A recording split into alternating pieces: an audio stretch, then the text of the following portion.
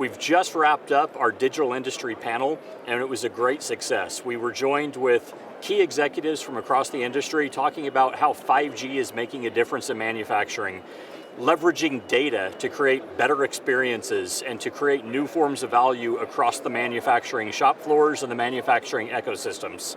We're really excited about the joint announcement between NTT and the city of Las Vegas. We're launching the largest private 5G network in the US to close the digital divide and bring better opportunities for education and business to the citizens and visitors in the city of Las Vegas. Mobile World Congress has been fantastic for NTT. We've had the opportunity to connect with partners and clients, create new ideas for innovation and use cases for 5G and private 5G.